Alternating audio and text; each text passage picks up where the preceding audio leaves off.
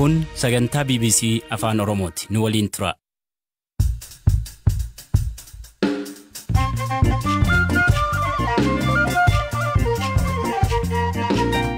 Ashama kam oltan sagantaan keenya eegale. Shaampiyoona atileetiksii addunyaa 18ffaa dorgomamaa jiruun maaraatoonii dubartootaan Itiyoophiyaan injifachuu. Lammiileen Itiyoophiyaa biyyoota Arabaa daangaa irratti qabaman rakkoo guddoo himatu. Barataa guyyaa eebbasaa qoraan dugdatti baachuun eelaa haadhasaa addunyaatti mul'ise mata duree oduu ta'e dubbisneerra. Ani እንኳን ለሷ ክሬዲት ለመስጠት ነው ነገሩን ያደረካው አለ ካዮን ኮ ኢጆን ኢሼፍ ቤከምቲ ከኑ ሃቲ ኮ አኩማ ሃዶሊ ኢትዮጵያ ሄዱ ቆራን ፉናንቴ ሆጂ ሁምና ሆጀቴቲ ከነ ጉዲስቴ ካኒስ ጅሩ ሰገንቲቻ ፍራኦል በላይ እስኒ ዴስ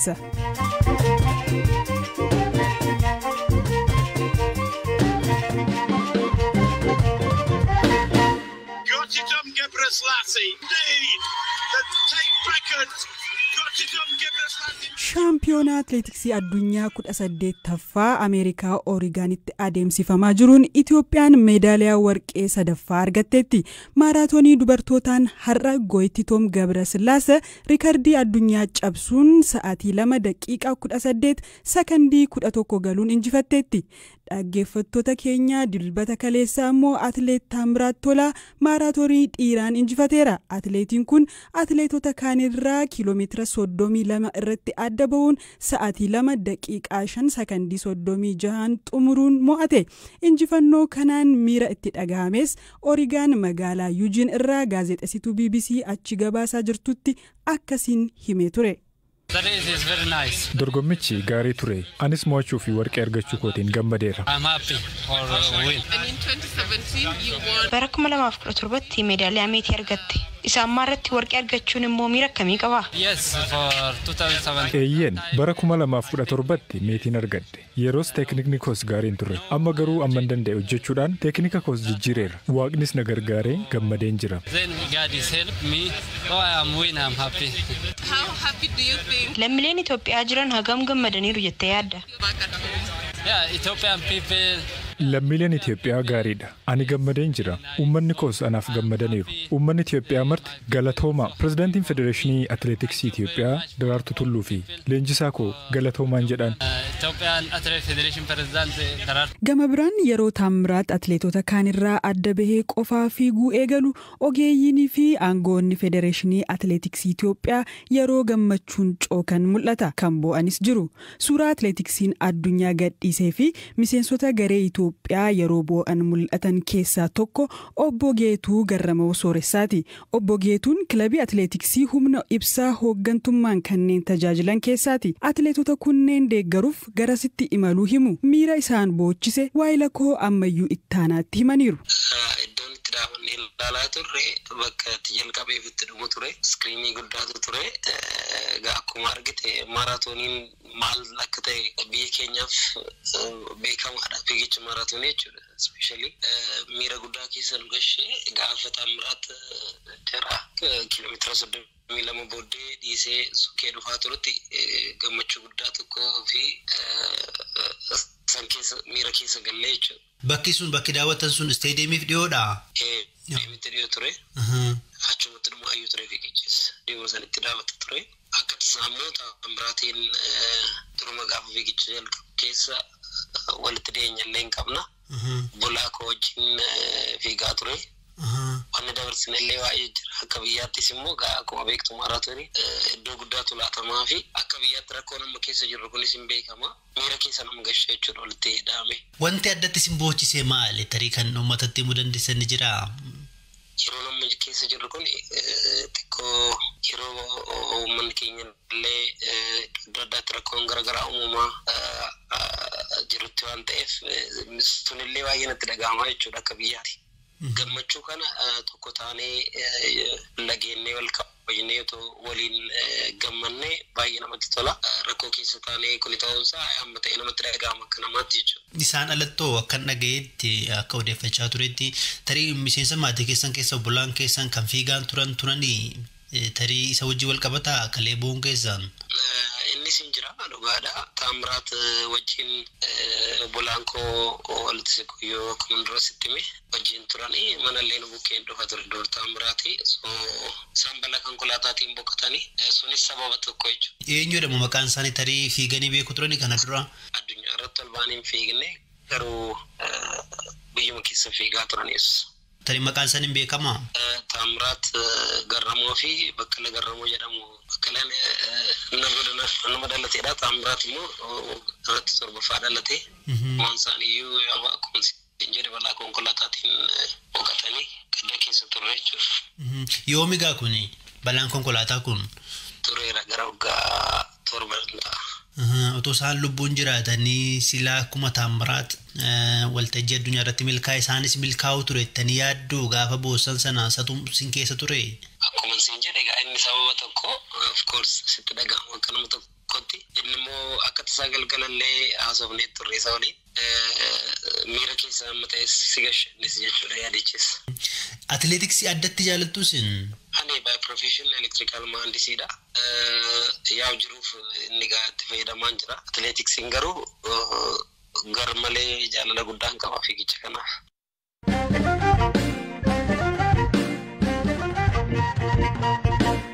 Odeessa lammataan sanbata darbee guyyaa eebbasaatti qoraan dugdatti baachuun eelaa haadhasaa addunyaatti kan mul'ise barataan saayinsii kompiitaraa Efreem Ballaxa mata duree oduu ta'eera. Barataa Efreem haadhasaa boquu wal qabachiisee akka beeksisu mul'ata isaa akka ture dubbateera. Taatee kanaan booda namoota dhuunfaarraa hanga jaarmiyaalee gurguddootti darbees hanga qondaaltota mootummaa olaanootti bilbilamaa fi akka ture hima Efreem. Jaarmiyaalee barataa fi haadha fakkeenyummaa qaban kunneen gargaaruuf waadaa seenan keessaa tokko eejensii nageenya odeeffannoo fi tika biyyaalessaati. Dhimma kanarratti barataa Efreem waliin turtii taasisneerra. Ofii qoraan dugdatti baatee haadha isaatti uffata eebbaa uffisuu maaliif akka barbaade ibsuun eegala.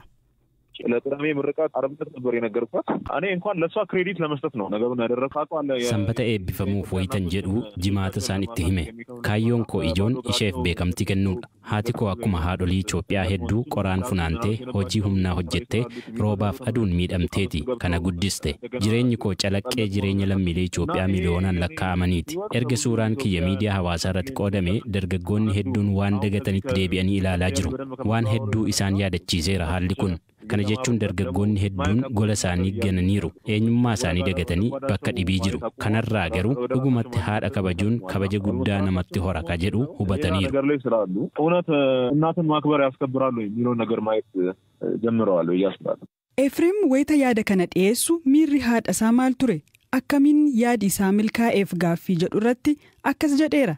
ቀለረችብኝ ከዛ ግን ያው በቃ አደርገዋለሁ አልተከራከረችኝ haati koo wayitan yaada kana dhiyeessuuf jalqaba natti qooste garuu naan hin mormine miira lama keessan ture boo'icha gammachuun boo'aa ture haadha koof beekamtii kennuun guddoo na gammachiise haguma sana ammoo haati biyyatti waan fakkeeffamtuuf waa'ee biyya koo ammoo yaadadheen boo'a haadholiin Itoophiyaa hedduun akkanaan nu guddisanii garuu hojiin isaanii bilaasha bada ijoolleen wayita lafa guddaa ga'an hin yaadatan beekamtii hin kennaniif kun baay'ee nama gaddisiisa haati kiyya kana gochuu kootti akkaan gammadde akkan adda babayittii fi TVdhaan beeksisu kanaan dura deebi'een waadaa galaafii ture akkan milkaa'u garuu mirkanan turre amma garuu naaf milkaa'eera ergasii haati kiyya beekamtii argatte biyya keessaaf alaa namoonni hedduun bilbilaa jiru waan hedduu keessa darbeen guyyaa haati kiyya itti beekamte kana arge haati kiyya ni duuti jedhamaa ture ji'oota 7 onnee dhukkubsachaa turte ana malee dhiira hin qabdu obboloonni kiyya hafan 4 dubartoota haati kiyya hospitaala sireerra ciistee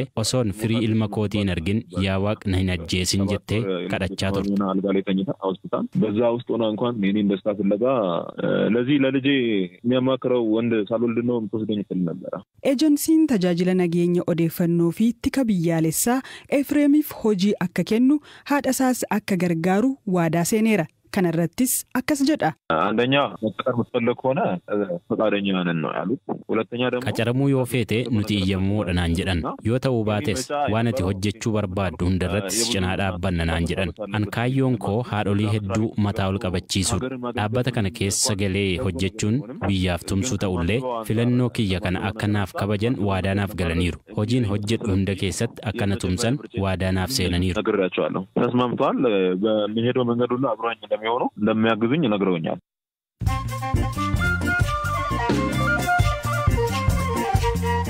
Odeessaalee gaggabaaboon isinitti hima Somaaliyaatti xayyaarri namoota 30 fe'ee deemu osoo qubachuuf jedhu kufee caccabe xayyaarri buufata xayyaaraa magaalaa guddoo biyyattii Moqaadishootti osoo bu'uuf jiru kufus balaan namarra gahee hin jiru. Gaanaan yeroo jalqabaaf namootni 2 vaayirasii hamaa Maarbarg jedhamuun hubaman argamuu mirkaneessite vaayirasiin kun dhibee hamaa maatii keessatti daddarbuu fi vaayirasii dhibee iboolaa fiduudha odeessaaleen gaggabaaboo kanuma.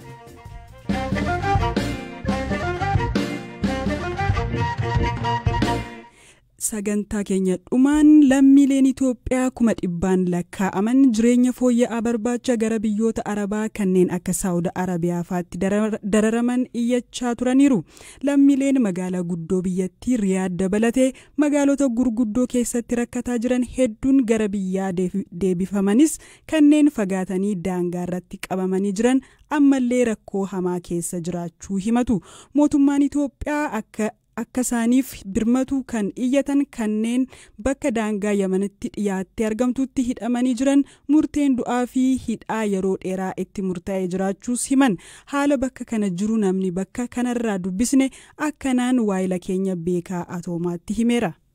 Ana bagaan kiyya beeltoo kurkurrootiin jedhamaati. Mana hidhaa keessa nuti warri ollaa daangaa jedhamanii jirru kun waa'ee kotorbaandii fa'aadhaan himatamne namoota waggaa 7 tos keessa jira namoota murtii isaan itti kennan fixatan tos keessa jira eega murtii isaan fixatan waggaa 3 fi deemantu jira waggaa 2 ji'a 7tti kan amma seenane kana keessa takka eega mana hidhaa kana seena waggaa 3ffaa kiyya lakkoofsisutti jira imbaasiin Itoophiyaa kan Saudi Arabiyaa jiru takka nu bira dhufee hin beeku kanaafuu rakkoo jabduu keessa jirra manni warri maddii ol magaalaa ol irra jiru ni galaa jira jechuun dhageenya nu imbaasiin nu bira seetan dhufne warroota gartee yakka isaan ittiin himatan sanis namoonni yakka san qabu baay'ee keessatti takkata namni qabu hin jiru asirratti kaane murtii qalmaatti kennanii kaane murtii waggaa 15 itti kennanii as keessa jirra namni waggaa 7 kan murtii takkaayyuu waraqaan isaa jalaabatee murtiileen argatintu asuma keessatti argama lammiileen bira as keessatti argamtu ni jirti lammii Itoophiyaa malee Afrikaa irraa yoo fudhanne Somaaleetu jira Itoophiyaatu jira Suudaantu jira Masiriitu jira isaan kunneen nurraa addatti ilaalaman jechuudha.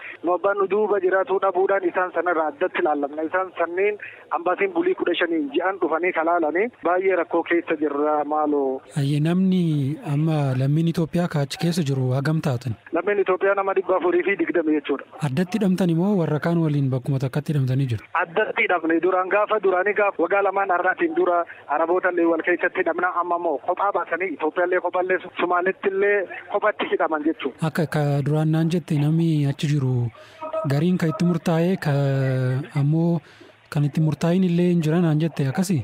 Kan murtiin argatanis ni jira kan murtii qalmaatiin jiru waggaa duraa dhuftanii isin gartee warra meeshaa kana kotorbaandii dalagu karaa kan ammoo daangaa ollaa Yamaniiti Yamanootantu meeshaa kotorbaandii dalagaa poolisiin warri huduuda daangaa eegu sun meeshaa Yamanoonni isaan karaa beekanii namni keenya karaan beeku meeshaan osoo deemanii waggaa poolisii argan meeshaa gaara keessatti gannaqanii mootummaa dheessanii mootummaa meeshaa san walitti qabee aangoo ittiin argatu jecha beekamtii ittiin argatuuf maallaqa horii ittiin argatuuf jecha meeshaa san guuree nama keenya karaan beena karaa deemu kana fuudhee irratti hidhee tumee uleen tumee dirqaman kiyya jedhi amani jedhanii amansiisanii akkasitti gaa namni waan hin taane kan nama godhamu sagalee waggaa san viidiyoo fi sagalee teessee waraabbanamanii mana abbaan murtii bira geessanii abbaan murtii sanumarra dhaabbatee murtii waggaa 15 ati qalma jedhee sitti laafa jechuudha. Murtii qalmaa kan jettu kun maalin?